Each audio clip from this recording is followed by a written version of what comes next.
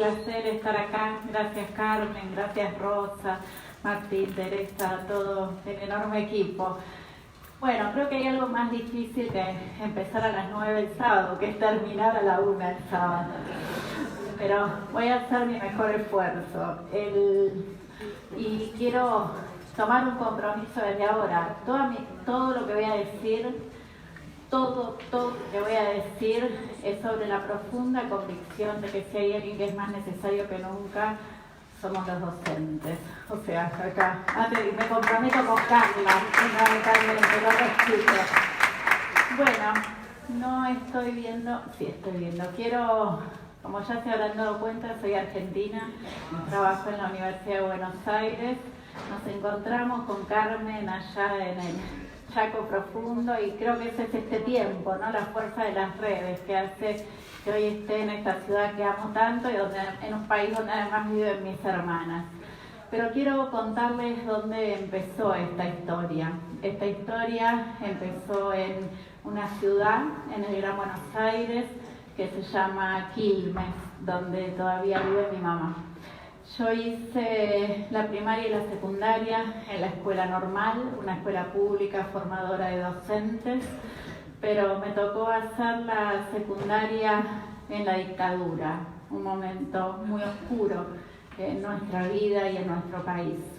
Y en ese momento conocí a quien era mi profesor de plástica y uno de nuestros artistas quilmeños más queridos, Aldo Severi, que pintó, entre otros bellísimos cuadros, esta vista de la estación de Quilmes. Severi nos enseñó a deconstruir el impresionismo, a pintar a la manera de esos maravillosos pintores, pero decía insistentemente una frase cuyo sentido entendí muchísimo tiempo después. Decía que la belleza consiste en poder expresarse.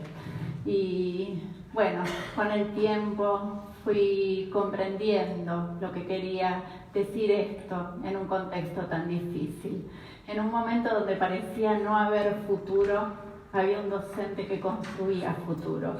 Un docente por el que seguramente, entre otras maravillosas razones, que también tienen que ver con docentes, estoy hoy acá.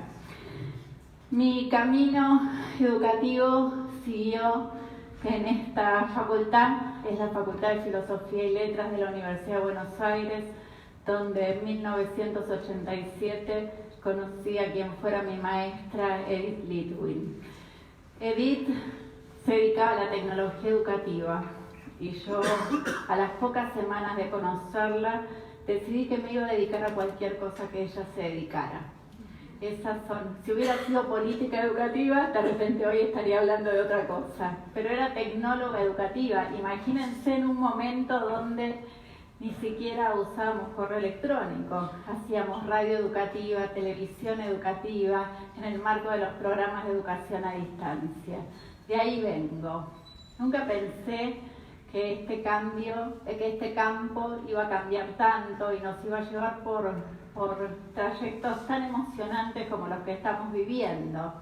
Pero si hay algo que atraviesa este recorrido por esa facultad, es una mirada fundamentalmente pedagógica que tiene que ver con mi vida como docente y como investigadora.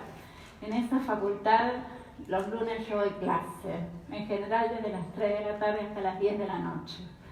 Y les aseguro que, lo digo siempre, el lunes es el mejor día de mi vida. El domingo es el peor, obviamente.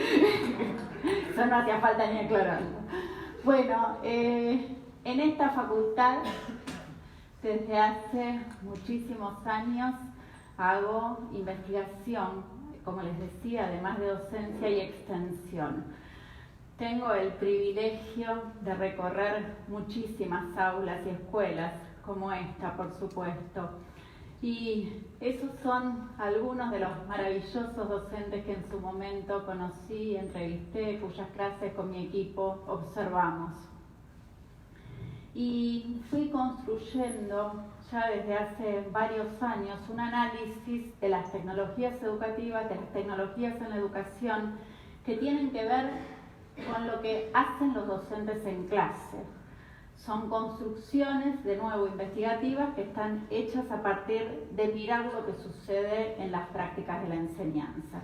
Y cuando empecé con esta investigación a finales de la década del 90, con mi amiga entrañable y colega Karina León, buscábamos primero en la universidad a los docentes que de motus propio, sin que nadie los obligara, sin que fuera porque esto era moda o porque los iban a juzgar por hacerlo o no hacerlo, estaban en los incipientes laboratorios de las facultades, de nuevo, por decisión propia, generando prácticas de la enseñanza que incluían en ese momento modestas navegaciones por internet, que en muchos casos eran por dial-up, y usos, de nuevo, bastante primitivos cuando uno los mira hoy, de correo electrónico, de listas de interés.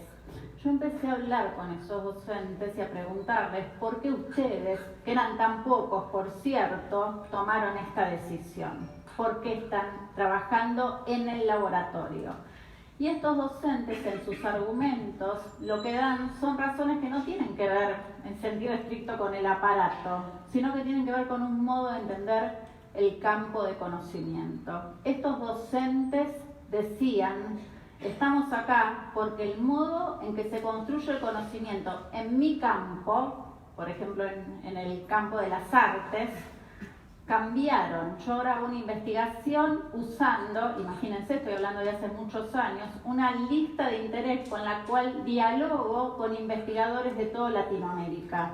Ese es el modo de hacer investigación hoy. Yo no puedo hacer una investigación que prescinda de esto, porque si lo hiciera, el problema sería casi de recorte curricular. No estaría enseñando la versión más actualizada de mi campo de conocimiento.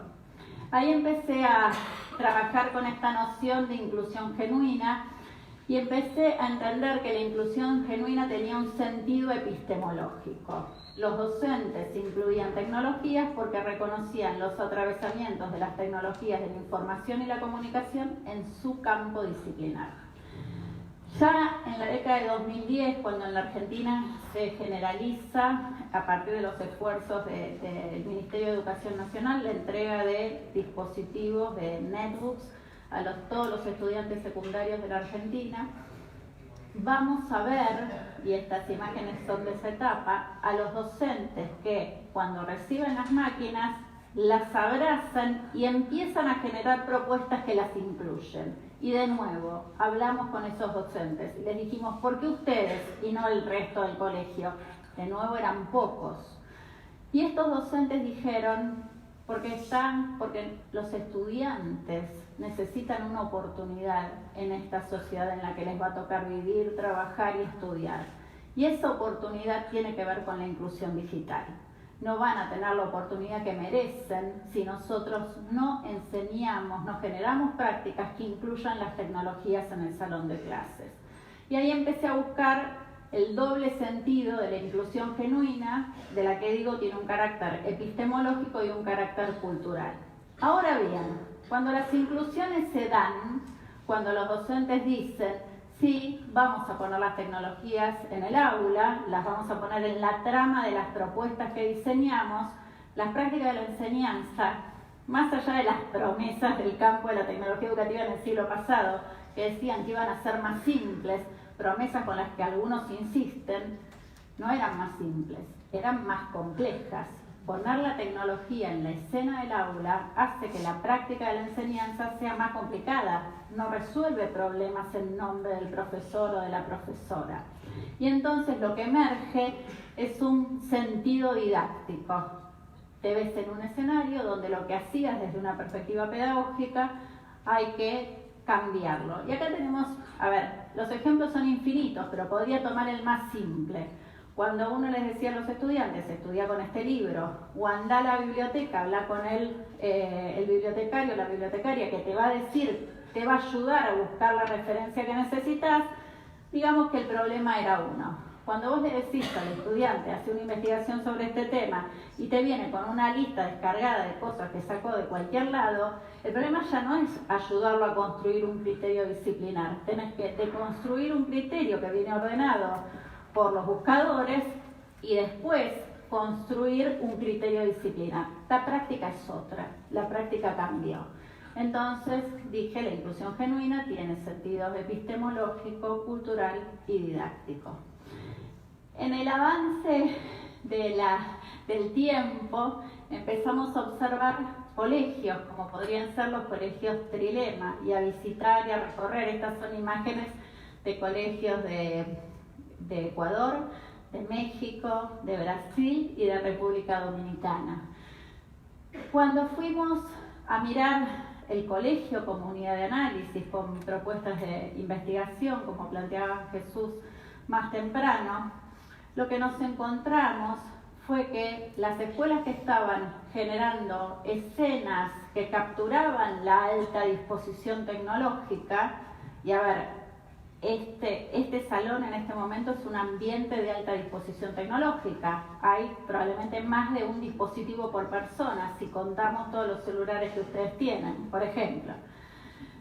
En estas escuelas que abrazaban la escena de la alta disposición tecnológica, empezaban a pasar otras cosas, incluso en ausencia de un modelo tan claro como el que vimos ayer aquí en la celebración del aprendizaje. Y desde una perspectiva, de nuevo, investigativa, empecé a mirar los aspectos que los investigadores llamamos recurrentes. Para mí uno bien crítico tiene que ver con una perspectiva de reinterpretación del currículum. El currículum discutido, negociado, reconstruido en sus aspectos más centrales, pero además con una historia. Gente que dice, el proyecto que nosotros encaramos tiene que ver con la reconstrucción de los saberes de las familias inmigrantes, de los estudiantes. Eso es una historia. Y le da sentido a la innovación. Motores narrativos que hacen reinterpretaciones de las cuestiones curriculares. Proyectos que, para tomar sus decisiones pedagógicas, miran los problemas complejos que hay en la realidad y construyen proyectos con esos problemas complejos. Los problemas complejos pueden ser desde la contaminación de los cultivos que afectan la economía de los padres y las madres agricultores, proyecto que es abordado desde la escuela hasta construir una solución y además hasta salir a hacer prevención, anticipación para que esto no vuelva a suceder, hasta la construcción de un patrimonio cultural de la plástica para un país, donde una escuela se constituye como en el gran museo de un país. Historias que trabajan sobre la base de problemas complejos puestos en el afuera de la escuela. Historias que encarnan estos proyectos a la manera de producciones colectivas. Nadie puede resolver un problema como el de la contaminación de los cultivos que afecta a todo un pueblo si no lo hace con otros. Y además otros que están en la escuela, otras que están en la escuela, pero también otros que están en el más allá de la escuela. Horticultores de otras zonas que pasaron por la misma situación. Por supuesto investigadores, por supuesto universidades que trabajan con estas cuestiones. La escuela puesta en una situación de articulación funcional con muchas otras instituciones. Hay algo de lo que queda cuando termina el proyecto que está fuera y que tiene un valor social y que la comunidad lo reconoce como tal. Acá tomo la inspiración de la idea freiriana en el trabajo de pedagogía del oprimido de Paulo Freire de inserción social. Lo que se hace en la escuela transforma la realidad y queda como marca. Hay algo bien interesante, probablemente un poquito polémico, que es que en estas escuelas, cuando uno habla con los docentes y les pregunta cómo resuelven la evaluación, en general no están muy preocupados por la evaluación porque saben, cuando terminan cada uno de estos grandes proyectos, que los estudiantes ya saben lo que tienen que saber. Entonces, he reconstruido esta idea pensando en Howard Gardner y en su aproximación a las posibilidades de hacer una evaluación más ecológica, que tiene sentido en el momento justo, cuando ya sabemos que el proceso de construcción se consolidó. Mirando todas estas escuelas, empecé a trabajar esta idea de la enseñanza como creación. Fíjense que acá la tecnología es parte de la construcción. Muchos de estos trabajos que se hacen públicos están en las redes, están en los medios. Son escuelas que a partir de hacer estas proyecciones empiezan a ser deseadas y tienen muchos más alumnos que los que pueden incorporar.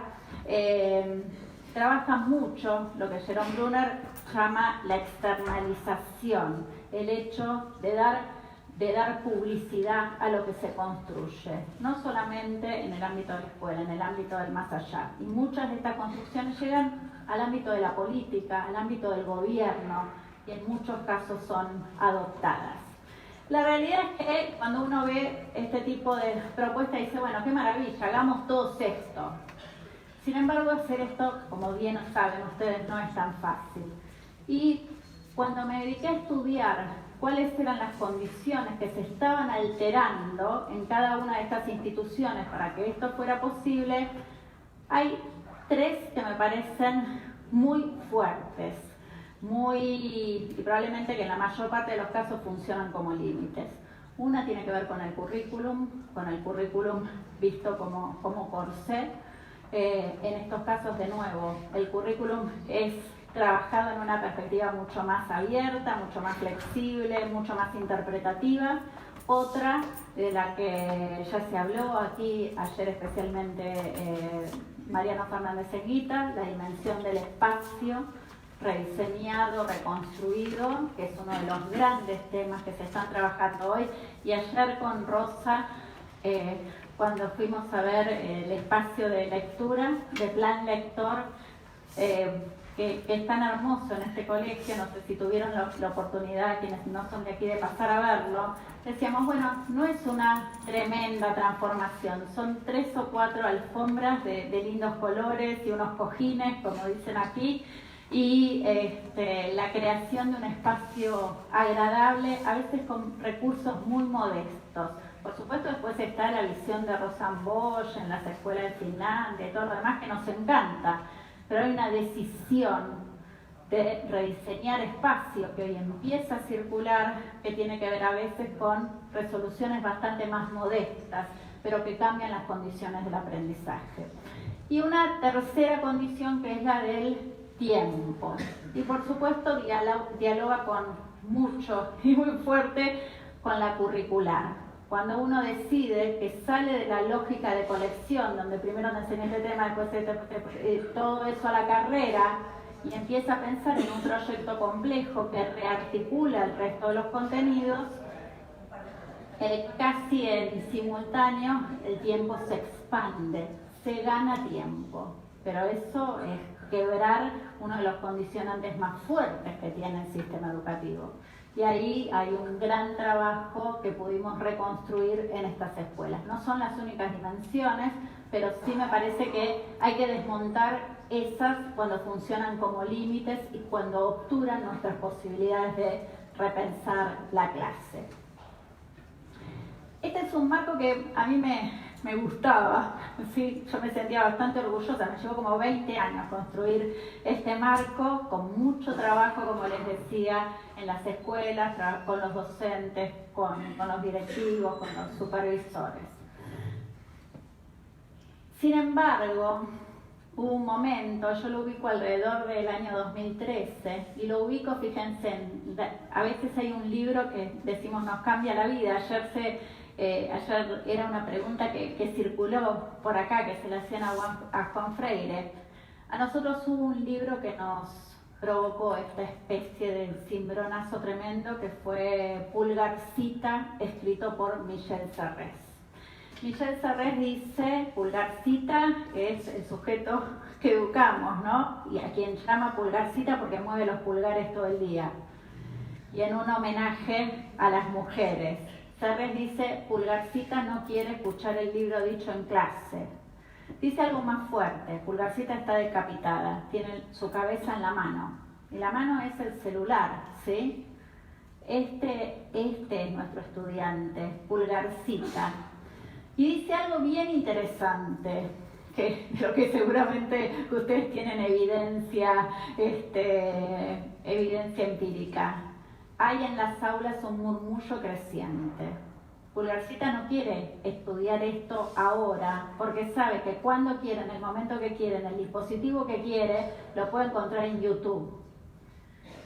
Y ahí es donde empieza para nosotros como equipo de la Cátedra de Tecnología Educativa a moverse el piso. Y dijimos, vamos a tener que volver a empezar. Y lo hicimos pensando en esta idea que es que los cambios pedagógicos llevan tiempo. Cambiar la dimensión tiempo en una escuela insume años, décadas, no es tan sencillo. Sin embargo, hoy las formas culturales no nos van a esperar, entre otras cosas porque se están acelerando, que es uno de los grandes temas de esta época. Y ahí fue que dijimos, esos son nuestros estudiantes, mientras nosotros estamos en clase, ellos están subiendo stories a Instagram, ¿sí? Es un hecho. O están whatsappeando a veces sobre lo que nosotros estamos diciendo, pero no lo están haciendo público. Ese es el problema de las tecnologías en este tiempo en el que nos toca educar. Y nos preguntamos como equipo y trabajamos mucho pensando qué íbamos a hacer. Y dijimos, vamos a reconocer, a identificar estas tendencias culturales que no solamente nos rodean, nos están pasando por arriba, están metidas en el aula, como están metidas acá. Hay una que está en acto en este momento. Muchos de ustedes en este mismo momento están registrando, ¿sí? Y eso pasa todo el día, a toda hora. Nuestros estudiantes, cuando tienen acceso fundamentalmente a teléfonos celulares, de nuevo, desde que se despiertan, están contando qué están haciendo en las redes. Ustedes dicen, este es un problema, nos trae muchos problemas. Sí, también es una oportunidad pedagógica tremenda. ¿Qué haríamos en clase si sabemos que estas formas de registro están ocurriendo? ¿Cómo hacemos para generar propuestas pedagógicas que en la trama reconozcan estas tendencias? Y acá menciono algunas, tienen que ver en varios casos con distintos autores y están muy conectadas. La intermitencia online-offline, definida así por Zygmunt Bauman. Estás acá, pero al mismo tiempo estás en otro lado. Si te entra un WhatsApp y te dice, ¿quién se ocupaba de buscar a los chicos en el club? Salís corriendo y vas a ocuparte. Estás acá, pero al mismo tiempo estás en otro lado. Esto les pasa a los estudiantes. Hay una escena además, definido por Brim, Gilson y McAfee, de combinación de aplicaciones. Martín saca una foto y probablemente la esté tuiteando. O no, tal vez la está subiendo a un drive para compartirla con los docentes de su escuela la semana que viene. O alguno está grabando y ese audio lo va a pasar por WhatsApp y así sucesivamente. No es ya una aplicación, no somos nosotros con una cámara de fotos, la única que hace eso en este momento exclusivamente es Cris, ¿sí? El resto combina aplicaciones y este es un fenómeno de esta época. Estos autores que les mencionaba dicen que el emerger de la inteligencia artificial que vienen prometiéndonos hace muchos años tiene que ver con la fuerza de las aplicaciones combinadas. Hay un caso clarísimo, no sé si usan Waze, ¿alguno usa Waze para manejar? Es una aplicación, cualquiera de las plataformas de taxis, combina el GPS con los sistemas de sensores que además detectan velocidad, etcétera, etcétera, con la fuerza de las redes sociales. Y son aplicaciones que están en el teléfono. Las implicancias que pueden tener este tipo de desarrollos en educación todavía digo, las estamos explorando, pero esto es lo que viene. Por supuesto, la colaboración en red. Ustedes dicen, bueno, no, nosotros, y lo escuché varias veces en estos 2 días, todavía no estamos poniendo sobre la mesa con fuerza la cuestión digital en la escuela. Bueno, pero los estudiantes sí lo están haciendo, ¿no? Cuando tienen una tarea que resolver, bueno, en los colegios Trilema ya aprendí que no se llevan tareas, pero si tienen un desafío o alguna preocupación, bueno, están, por supuesto, interactuando en las redes y colaborando. Y de nuevo, esto no suele aparecer en la construcción de una propuesta pedagógica que vea esto como oportunidad y diseñe con esto. ¿Cuál es el problema que tenemos si nosotros queremos hacer una propuesta didáctica que trame con estas tendencias desde el diseño mismo de la práctica de la enseñanza, de la clase? El problema es que nos damos vuelta y la didáctica con la que contamos, las teorías acerca de la enseñanza, no tienen construcciones que den cuenta de estas posibilidades. ¿Por qué? Porque se hicieron en general investigaciones que refieren a prácticas donde las tecnologías no aparecían con fuerza en la escena. Entonces nos enfrentamos un momento de la historia bastante particular que es generar prácticas poniendo en juego ideas, tomando riesgos. Michel Serres dice, inventando sin un marco pedagógico que con fuerza dé cuenta de estas cuestiones. ¿Esto es posible? Es complejo, pero creo que puede ser abordado y para esto construí una idea que tiene que ver con la reinvención de la clase y que tiene que ver con decir que lo que tenemos que hacer es una didáctica en vivo. Si yo quiero trabajar en clase con la idea de intermitencia online-offline y tengo desde el diseño de la clase un trabajo que asume esta intermitencia y que la mete y que la explota y que hace con esto que los estudiantes estén más emocionados que nunca, lo que tengo que hacer es registrar mi construcción, documentarla en el planteo de una investigación, como nos traía esta mañana Jesús, y luego reconstruirla analíticamente. Las categorías de análisis de una perspectiva pedagógica jornada para ambientes de alta disposición tecnológica va a salir de las apuestas que ustedes hagan en clase. En nuestro proceso de reinventar la clase y de trabajar desde hace 3 años con esta idea de una didáctica en vivo, hay una tendencia con la que nos metimos especialmente, y les diría que hoy es una de las que tenemos más consolidadas en nuestro trabajo y con la cual se está experimentando en diferentes niveles del sistema, y es la idea de formas alteradas. ¿De dónde la sacamos? De nuevo, no la sacamos de un marco pedagógico. Por favor, respiren hondo porque lo que viene es fuerte. La sacamos de mirar series de televisión. Y ustedes dirán, ¿la sacaron de...? Empezamos a trabajar esta idea de formas alteradas a partir del fenómeno de series televisivas que están experimentando con las formas narrativas. Un caso bien claro es Lost o Perdidos, como se llamó en España. ¿Vieron Perdidos? Sí. Para los que no vieron Perdidos remite a unos pasajeros de un avión que tuvo un accidente, que cayó en una isla que creemos que es tropical, aunque hay osos polares, y que plantea preguntas que nos emocionan. O sea, yo voy a pasar el resto de mi vida pensando por qué pusieron osos polares en esa isla. Y que mira gran parte del tiempo hacia atrás.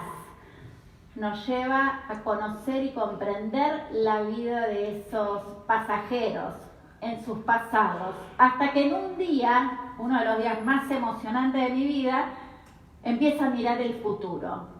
Yo le decía a mi hijo, es el futuro, esto no es el pasado.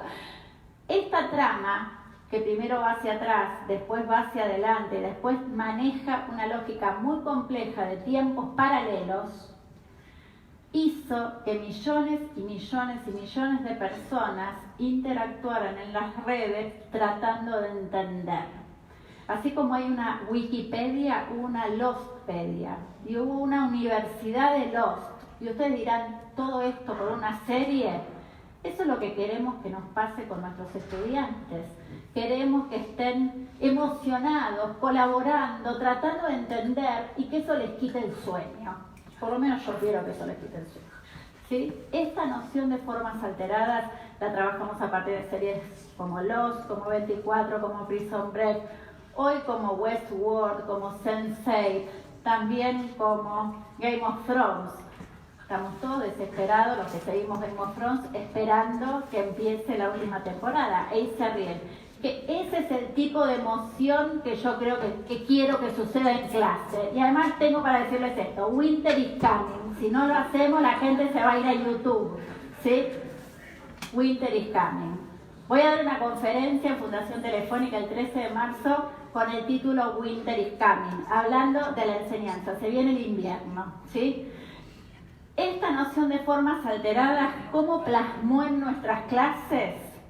Pensando que en la clase puede haber recorridos paralelos, recorridos que miran hacia atrás, recorridos que miran hacia adelante, todo esto al mismo tiempo.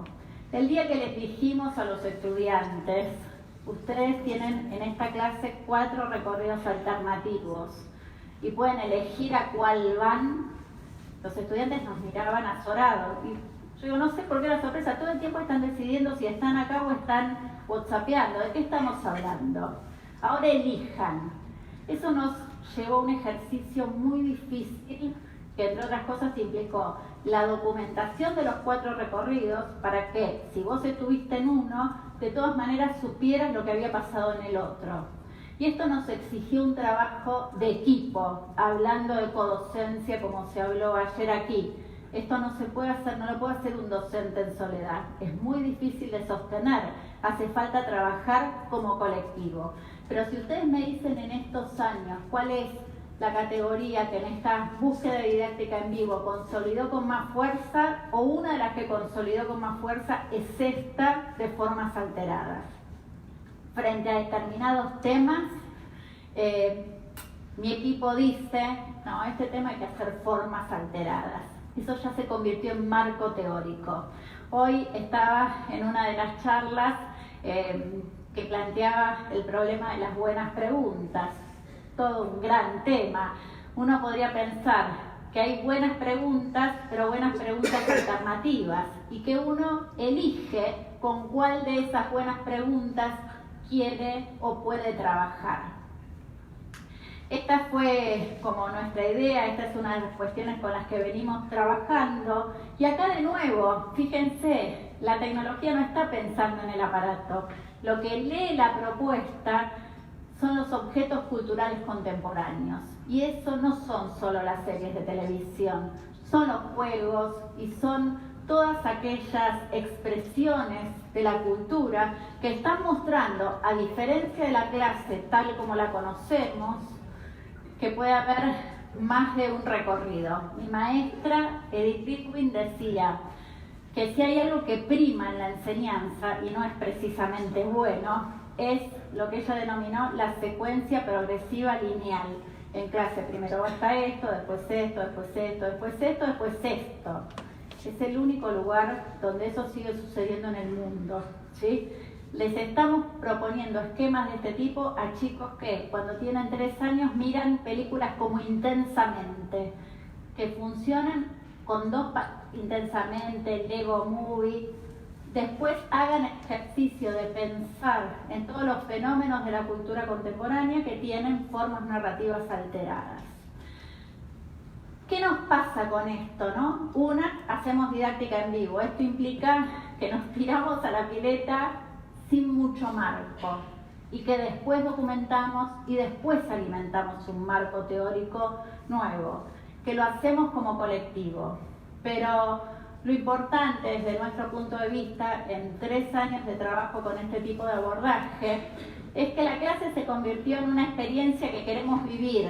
La quieren vivir nuestros estudiantes, pero también nosotros, porque no sabemos el sentido estricto que va a pasar, porque nos emociona, porque en la clase en la que se habla con gente de todo el mundo como un fenómeno habitual, porque nos conectamos y llamamos a quien sea, porque es pertinente para esa clase, se dan diálogos que emergen en la escena de una agenda que es la agenda del día, a veces, porque vivimos la clase, como les decía, intensamente, la documentamos, llevamos nuestras posibilidades de conocer más allá, nos sorprendemos y fundamentalmente, e insisto en este punto, hacemos todo esto para construir nuevas categorías teóricas.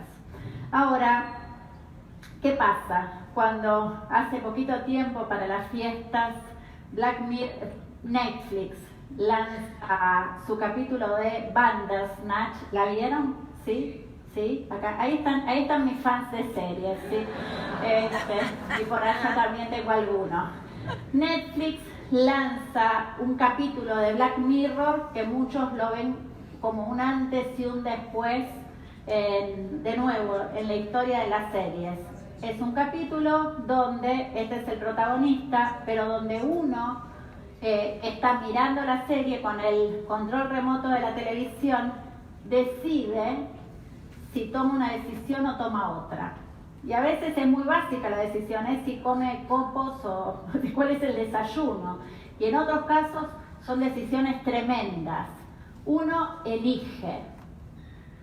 De nuevo, esto es un fenómeno para los adolescentes, es un fenómeno entre los jóvenes a quienes educamos. De hecho, Netflix ya venía ensayando este tipo de propuestas con películas infantiles.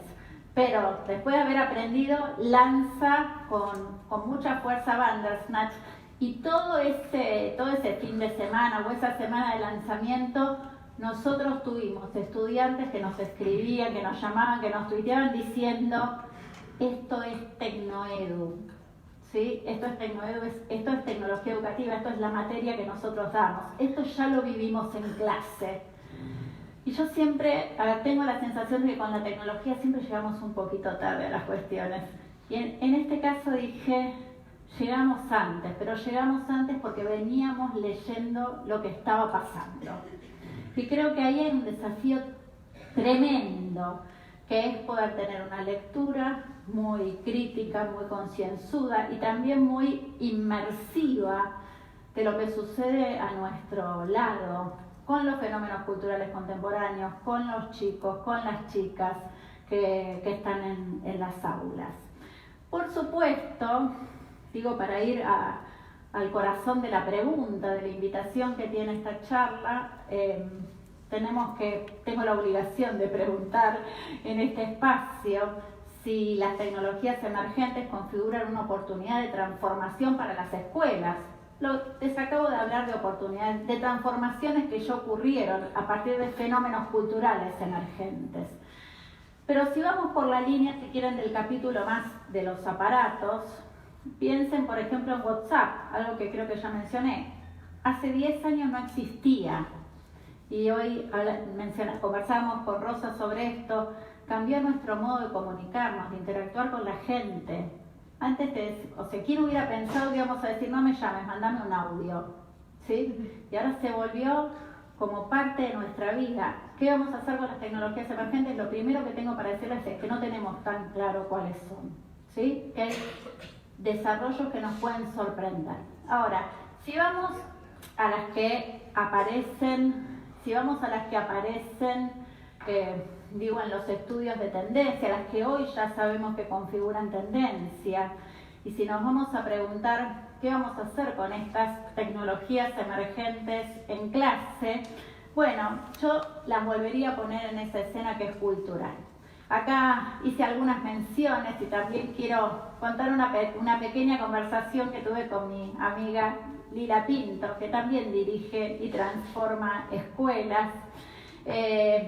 Me acordé en estos días que cuando uno de los ministerios de educación de la Argentina empezó a comprar robots y a entregarlos en las escuelas, yo le dije, Lila, las facilitadoras tecnológicas, las tecnólogas educativas de las escuelas están muy preocupadas, dicen, están llegando los robots, ¿qué vamos a hacer con los robots?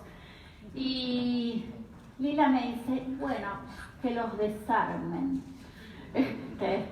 Me dice, yo creo que si los desarman van a aprender y van a ayudar a que los estudiantes aprendan. Bueno, el otro día, a raíz de esta charla, le digo, Lila, en tu escuela, en la escuela que dirigiste hasta ahora, Maguen David, ¿tenían experiencias con drones?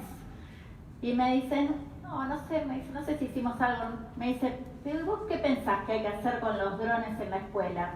Y ella me mira seria y me dice, y yo diría que los armen. Entonces dije, Lila, te encontré una recurrencia, que es que vos crees con las cosas, las tecnologías emergentes hay que armarlas y desarmarlas y que eso lleva a niveles más complejos de comprensión, definitivamente. Quiero decir que hay dos perspectivas de análisis respecto de estas tecnologías. Una, esa que de alguna manera ayer mencionó Fernández Enguita, que tiene que ver con cómo esto puede modernizar la gestión del sistema educativo. Y también como nuestra preparación a la hora de planear o de hacer políticas. ¿Qué va a hacer con nosotros la inteligencia predictiva, por ejemplo, que nos va a permitir detectar tempranamente si un estudiante tiene más chances de desertar o no? Es algo que nos interesa. Pero no es ese el plano de análisis que voy a elegir para lo que sigue. Mi plano de análisis vuelve a la escena de la clase. Y mi pregunta vuelve a ser, ¿qué hacemos con los drones en el aula, además de desarmarlos o armarlos, para entender cómo funcionan? Acá hay una primera cuestión que creo que vale poner sobre la mesa, y es que en muchos casos estos desarrollos están empujando la discusión curricular, fundamentalmente cuando se habla de STEM o cuando se habla de robótica, y cuando hay gobiernos que ya están decidiendo poner estos contenidos en el currículum. Y me parece que esa es una discusión que vale la pena tener, si hablamos, por ejemplo, de ciencias de la computación. Pero claro, para poner un contenido tenés que sacar otro, porque el tiempo es finito. Y esas son discusiones que yo celebro que vayamos a tener en los próximos años, sin que lleguemos a hablar de grandes reformas curriculares, porque después ya sabemos lo que pasa, nada. Pero creo que hay que pensar estas inclusiones de nuevo genuinamente. ¿Qué se está haciendo con los drones, por ejemplo, para mejorar los sistemas de agricultura? Ese es el problema que quiero que se trabaje en clase. ¿Se pueden mejorar los sistemas de viales de una ciudad para que haya menos accidentes o para que haya menos muertes por accidente? Ese es el problema. Y me parece que esto aplica a todas las tecnologías que están acá, de alguna manera identificadas. La impresión 3D, hoy, vemos esfuerzos grandísimos en escuelas para comprar pequeñas impresoras 3D, y está bien tener esa experiencia y está bien que el chico o la chica hagan una tacita para llevar a la casa. Pero hoy con una impresora 3D se podría fabricar una casa, ¿sí? Y me parece que ahí es donde nosotros, de nuevo, podemos generar una propuesta que nos lleve a pensar cuál es el problema que en el afuera de la escuela podríamos resolver si nosotros hiciéramos fabricación aditiva desde uno de nuestros proyectos. Eso es una idea muy compleja de implementar, pero es una idea que cuando la generamos cambia. No solamente cambia la perspectiva de formación adentro de una institución, sino que les ofrece a los estudiantes una mirada compleja en términos de sus desarrollos de habilidades, compleja en términos de su compromiso con el mundo, compleja en términos cognitivos, interdisciplinar en términos de todo lo que articula desde el punto de vista de los contenidos. Entonces, yo creo que en este enfoque superamos dos vicios que tiene pensar las tecnologías en la clase. Uno, el sesgo artefactual, pensar que el problema es tener el aparato más moderno. Si vamos a esperar para hacer una escuela donde la cultura digital se viva, a tener la tecnología más sofisticada, de nuevo, lo más probable es que siempre lleguemos tarde. Y la realidad es que hoy, con un celular conectado, uno puede tener una experiencia de cultura digital en el aula. Superar el sesgo artefactual. El aparato, en la medida en que lo ponemos, que lo conseguimos, ya cambió. Y el otro, en la misma línea, es superar los ciclos de adopción tan bien señalados por Larry Kugan en un libro que se llama Oversold and Underused, que dice que la tecnología, o por lo menos en la historia de la tecnología educativa en el siglo XX, con ese sesgo artefactual, nos llevó a que hiciéramos primero tremendas promociones diciendo esto va a cambiar la historia de la educación, después enormes inversiones para comprarla, después esfuerzos grandes para adoptarla que no generaron adopción. Y después, según Kugan, vinieron las recriminaciones mutuas. Y no importaba tanto porque la tecnología ya había cambiado. Hay que salir, hay que cortar ese ciclo. Cortar ese ciclo implica poder mirar la tecnología desde una perspectiva epistemológica, desde una perspectiva cultural, pero sobre todo desde una perspectiva pedagógica. Y ahí entonces yo reformularía la pregunta y plantearía cuál es la oportunidad que tienen las escuelas de transformar el mundo, incluyendo tecnología de modo genuino.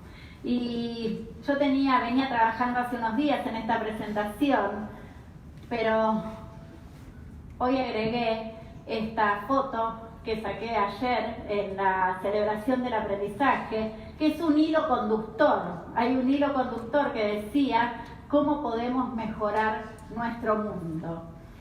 Y yo creo que esta es la pregunta que nos tenemos que hacer. Si nosotros pensamos en un problema que está afuera y lo resolvemos, creemos que se puede resolver con inteligencia artificial, entonces tenemos que ponernos a comprender la potencia de la inteligencia artificial, hablar con los investigadores que haya que hablar, con los desarrolladores que haya que hablar, poder generar construcciones al interior del aula que vienen a resolver ese problema y hacerlas públicas. Y hacer, por ejemplo, que esto inspire al ayuntamiento para cambiar una política, con el cual la gente de la comunidad viva mejor. Ese es el desafío de la tecnología. Pensar, Thomas Frey, futurólogo de profesión, me encanta, dice que en los próximos 30 años se va a duplicar la cantidad de conocimiento construido en la historia de la humanidad. En los próximos 30 años, duplicar. Se puede equivocar por 2 o 3 años, ¿sí? Pero esto va a pasar. Entonces, la pregunta es, ¿qué lugar queremos que jueguen nuestras escuelas en ese escenario? Y esa es como la pregunta que a mí me inspira, pero también me quita el sueño. Si nosotros queremos poner a nuestros estudiantes en ese lugar que decimos, de ciudadanos globales, de ciudadanos digitales, que además comprenden críticamente, crean, colaboran, se comunican y tienen carácter, etcétera, etcétera, lo mejor que podemos hacer es plantarlos en los problemas complejos, en los que están afuera. ¿Cómo puedo mejorar el mundo allá afuera, no una presunta hipótesis de que hay algo que se está contaminando? Elegir el problema, poder mirar la realidad con ojos de problematización. Cuando nosotros trabajamos, esa es un aula de mi facultad, en la calle Puan, en el barrio de Flores, y en parte este es nuestro esfuerzo de rediseño, ¿no? Este es un día que recibimos a los alumnos y habíamos sacado todas las sillas del aula para pensar que todo era posible. También pienso que queremos estar todo lo posible afuera, más que adentro del aula, y construimos que lo que queremos es un futuro que sea inclusivo. Ese es el problema. Saskia Sassen, en un libro maravilloso que se llama Expulsiones, da cuenta de todas las formas en que esta sociedad de postcapitalismo, capitalismo financiero, expulsa a la gente del sistema. Nosotros, nuestro desafío, nuestro problema, el problema que elegimos para trabajar, y además es uno de los lemas de Trilema, es el de una educación inclusiva, pero inclusivo en el sentido, si quieren, más cabal de la palabra, en el sentido de que cada uno de los estudiantes que pasa por nuestras aulas se vaya preparado para construir esa inclusión, para no permitir que la gente salga del sistema. ¿Cómo se ve esto? ¿Cómo se ve esto? ¿Cómo se puede trabajar esto en clase? Y hice este planteo pensando en este momento, ¿no? Pensando en qué dejar ahora cuando me vuelva a mis pagos. Primero, estamos en las redes y eso también es la cultura contemporánea. Tenemos múltiples posibilidades de encontrarnos. Pero creo que hay algo del problema real que uno lo puede pensar en dos dimensiones. Por un lado, el problema puede ser local, puede ser el problema de Tetuán, ¿sí? Para el colegio Trilema El Pilar. Pero también puede ser un problema de Madrid, o puede ser un problema de España, o puede ser un problema de Iberoamérica, o puede ser un problema global. Y en ese caso, y esto es con tecnología, uno puede abordarlo desde la unidad de escuela o puede abordarlo como red de escuelas. La potencia que tiene esta escena para mí de escuelas que aprenden tiene que ver con compartir un marco, lo celebro muchísimo, pero también tiene que ver con pensar que uno podría abordar problemas complejos de un orden que no es de lo local y trabajarlo conjuntamente. Un chico de Madrid o una chica de Madrid que empieza a resolver problemas de la violencia de género, por ejemplo, con una chica o un chico de la Argentina, sale de la experiencia transformado. Eso lo convierte en un ciudadano global. Entonces, este tema de escala, ¿no? Luego yo creo que es fundamental, como les decía, identificar las tecnologías emergentes, pero sobre todo identificar lo que nos hacen, cómo nos transforman culturalmente las tecnologías emergentes y poner esto en la escena del aula. Ahí quiero hacer una referencia súper concreta que está casi dedicada. A mí me parece que toda la línea de trabajo con portfolios que muchos de ustedes encaran es una maravilla. Pero creo que esa incipiente idea de portfolios digitales tiene una potencialidad que todavía ustedes no se imaginan. Y ustedes podrían decir, bueno, pero a mi escuela que queda en Soria, ¿cuándo va a llegar el portfolio digital? Y mi respuesta es, ustedes podrían capturar la idea de portfolio que trabajan tan bien y tan profundamente y empezar a tener portfolios digitales desde el lunes. Trabajando, por ejemplo, con los teléfonos celulares. De nuevo, que permita documentar ciertos momentos de la experiencia. Y ustedes, de nuevo, que trabajan tan bien el tema, por ejemplo, de la metacognición inicial y la metacognición final. Podrían tener la historia metacognitiva de un estudiante a partir de construirla digitalmente, que les permitiera ver la metacognición. A mí se está agarrando la cabeza prácticamente con la metacognición inicial del día 1 del primer grado hasta que termina en el secundario. Imagínense los ejercicios metacognitivos que se pueden hacer. Uno podría rastrear un tema desde el punto de vista de la comprensión a través de la historia educativa del alumno. Nunca en la historia de la educación pudimos hacer esto mejor que ahora. Creo que, de nuevo, reconocer en la escena del aula la fuerza de las tendencias culturales y las tecnologías emergentes. Y después tomar un montón de decisiones, vuelvo al plano de la didáctica en vivo, que son decisiones, Juan lo marcaba ayer muy bien, de diseño.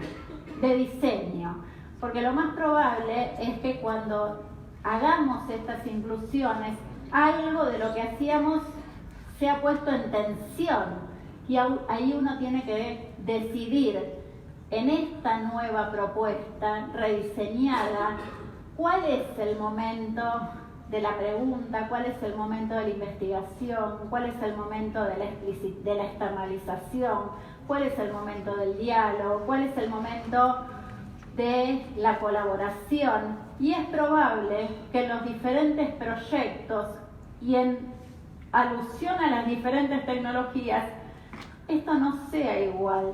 Hay que construirlo. Hay que decir, en este proyecto, con estas tecnologías, el momento de la externalización es el primer día de la construcción. Y en otros es el último. Para mí estos son los ejercicios que tenemos que hacer. Eso no lo puede hacer, creo que no vamos a ver una inteligencia artificial que sea capaz de hacerlo en el próximo plano, en el corto plazo. Y creo que esto requiere, desde el punto de vista de nuestra formación, mucha más expertise que la que tuvimos jamás.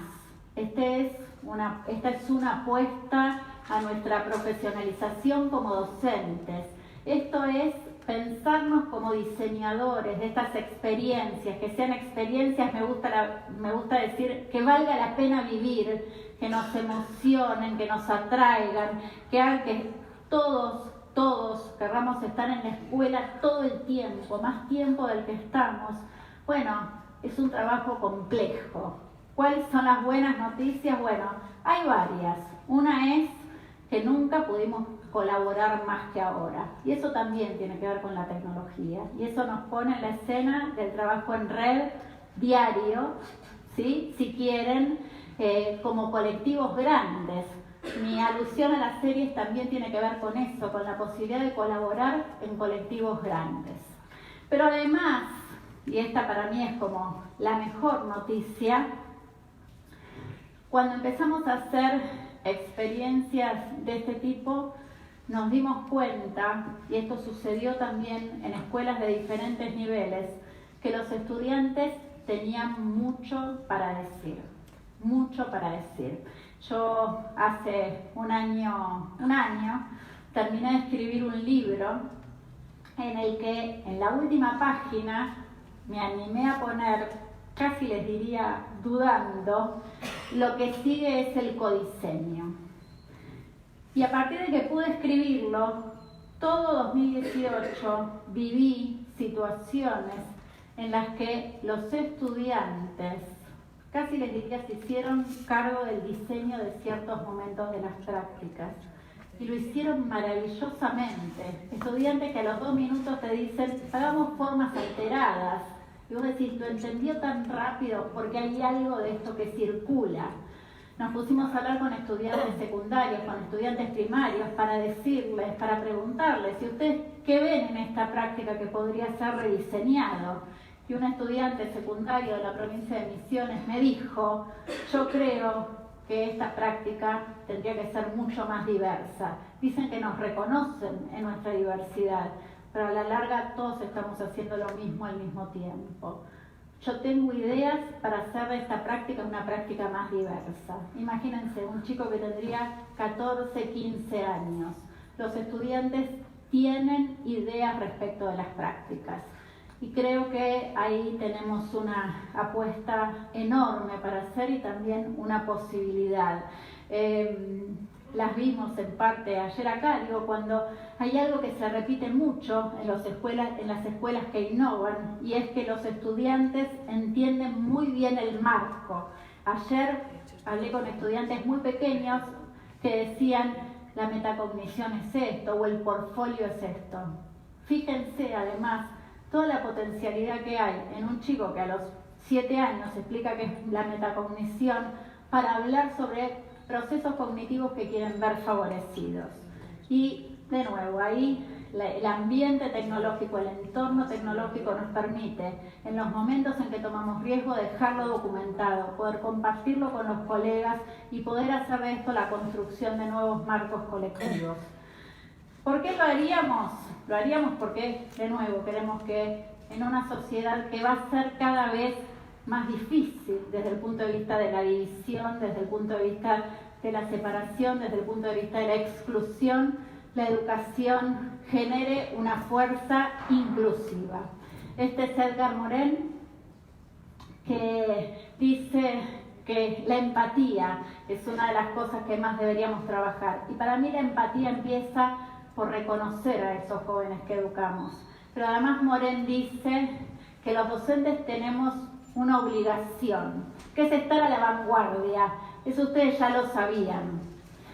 Pero Morin dice, los docentes estamos obligados a estar a la vanguardia de la incertidumbre.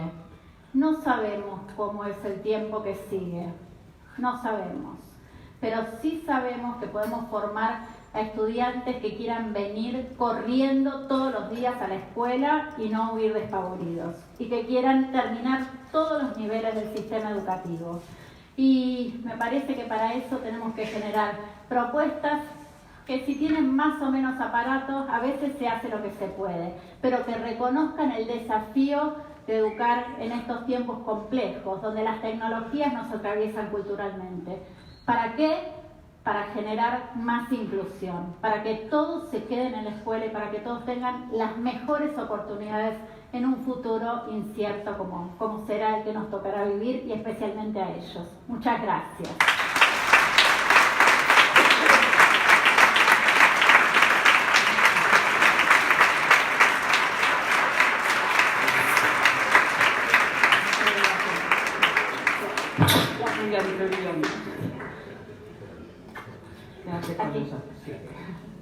Bien, bueno, pues llegó el momento de despedirnos después de día y medio intensísimo. La verdad es que no hemos parado.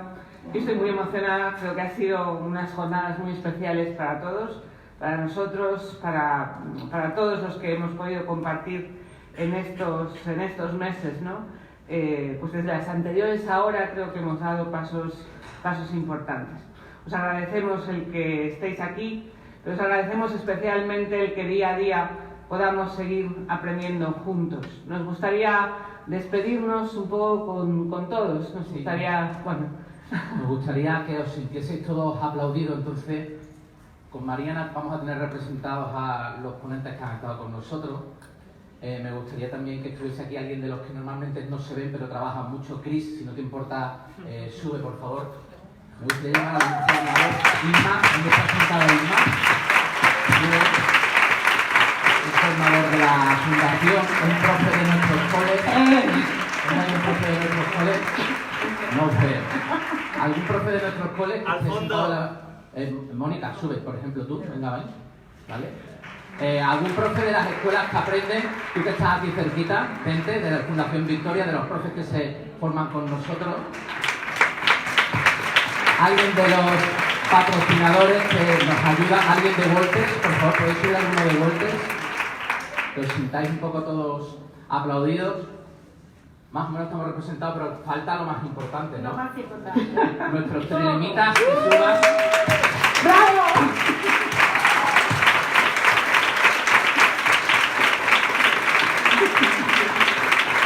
Y por supuesto Javier Ojeda, que ha organizado nuestro encuentro. Estará por aquí Javier. ¿Javier está ahí o no está? ¿No se encuentra ahí?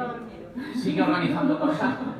Bueno, él está aquí presente evidentemente como director de las jornadas de las escuelas que aprenden, pero insisto, sentíos todos aplaudidos, representados por los que estamos aquí, pero somos lo que somos gracias a cada uno de vosotros y a cada uno de nuestros alumnos. Muchas gracias y ya está. Y nos emplazamos hasta la tercera semana de febrero del 2020. Hasta el año que viene.